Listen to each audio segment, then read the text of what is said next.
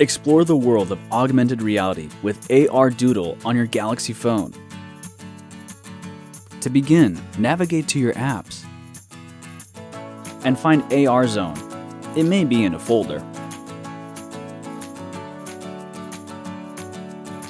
There are lots of cool AR features, so let's try AR Doodle.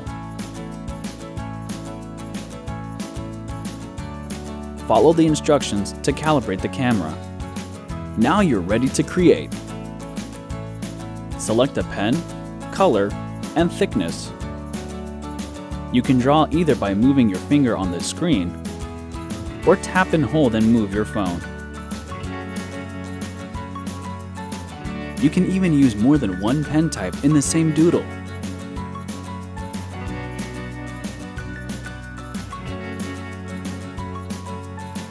You can record your drawings as they happen, or show them to the world once you're finished.